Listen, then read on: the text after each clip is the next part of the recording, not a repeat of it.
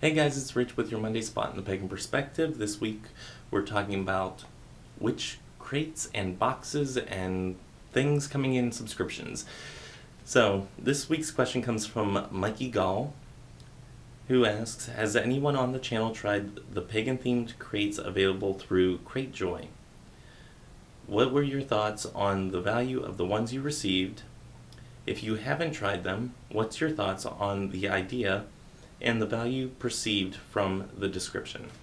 First off, I've never tried these. I know that there's one called Witchbox and there's the cratejoy ones, which I didn't even know cratejoy did that. I think monthly subscriptions are great, but for me, I don't think I would go with any type of pagan themed crate. And first I'm going to go with the value perceived, because that's a quick little topic for me. The value perceived for me is actually probably more skewed than some people, because back in the States, I buy and sell stuff all the time. So whenever I come into contact with something that I can use, that I'm buying either at an estate or at an auction or a flea market, thrift store, whatever, whenever I see something like that that I want, it's usually going to be paid for by the proceeds of something else that I get. So I think I might have said either on here or on my personal channel about a huge mortar and pestle that I got, and I think I paid like $40 for it.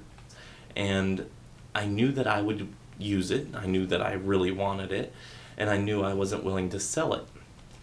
But I also knew that the other things that I was buying at that same auction were going to pay for me to have this. So even if I break even on the cost of everything else that I sold, I still had this paid off.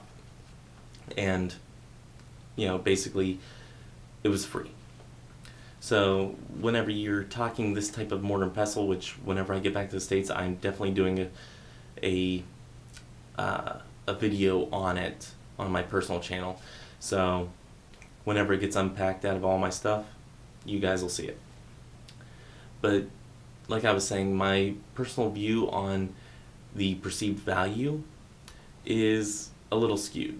I get a lot of my stuff from wholesale dealers, with having my other side business with metaphysical supplies, so even candles are relatively inexpensive, especially whenever you're buying in bulk. As far as candles, even with the antique side of my business, whenever I do a clean out for somebody, I get all the candles. It's just an automatic thing that me and my business partner agreed on, was whenever there's candles involved, they're mine. So I get candles a lot of times for free, because nobody's gonna want them. They don't even really sell out at the flea market, so I take them. So even my perceived value on candles is pretty skewed compared to what other people might be paying if they're going to a metaphysical store or to an online store of some sort for their candle supplies. So that's a little skewed. The one thing that I haven't tried is herbs and getting herbs wholesale, other than the few that I've gotten through one of my wholesale suppliers. So I haven't really gotten to the point of getting herbs wholesale, but I've even gotten regular Nang-Champa incense at a discounted rate. So again, my idea of perceived value is probably a little skewed from some people's. And that's not to brag or anything, that's just to tell you that I can't give an accurate perception on what I'm willing to pay for a subscription service to send me candles and herbs and whatever else they're going to be sending. So for me, that value is kind of skewed. As far as the idea of them, one reason that I wouldn't want to go with a subscription service like that is because I like to write my own rituals. I know that some of them come for the Sabbats and they have in there like a little ritual set up or a spell that you can do that aligns with that Sabbat or something of that sort. For me, I like to plan out my rituals. I noticed that in my earlier practice, I would write down a ritual word for word, and it had to be exactly the the way it was perceived in the book, and if I did a spell, it had to be word for word and exactly out of the book, done the exact same way with the same motions and the same little tiny details that were in the book. And then whenever I started writing out my own rituals, whenever I started writing out my own spells and doing my own spell working with my intention behind it, instead of changing a word here or there in the book version, I noticed that my spell work worked a heck of a lot better for me. So for somebody to send me a spell in the mail once a month or once per Sabbath season, it just wouldn't be feeling the same for me. It wouldn't be something that necessarily resonated with me. And with the loose incense or any incense, they probably wouldn't resonate as much for me as my own incense do. Because there's something in grinding up herbs and learning about the herbs and knowing why you're putting certain ones in there. Yeah, their incense may smell great, and it may be a fantastic incense. And I'm not going to say that it's not at all. But for me, I like to know why I'm putting in frankincense, why I'm putting in copal, why I might be putting in dragon's blood or something like that. I want to know the reason of why I'm doing what I'm doing. And for me, whenever somebody pre-makes an incense and sends it to me, it doesn't have that same kick, especially if it's only for a money spell or only for a love spell or only for blah blah blah blah. You know, it's not the same as if I do it for myself. And if I have the herbs on hand, then I would rather do it for myself.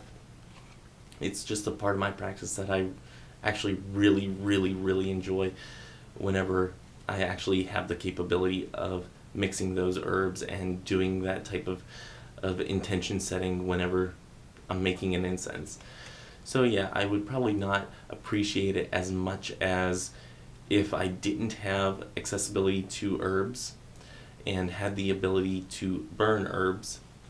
So it would probably be appreciated more if I had the ability to burn herbs and did not have them on hand or did not have the capability of getting them on hand. So that would be my reason for that. The last point I want to make on this is actually one thing that I think these subscription services would be really great for, is if you're taking a trip. If you're taking a trip either out of the state, out of the country, something like that, and you just need, an incense to get in the mood, or you need some candles for a ritual while you're away from your altar, then I think this service can be really good for you. Say I'm in England for a month.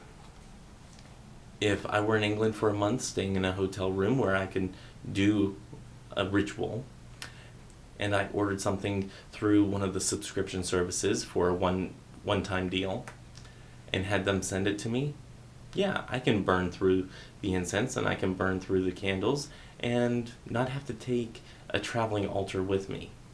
So I can do something of that sense, and I would be all for that, especially since I would be traveling lightly.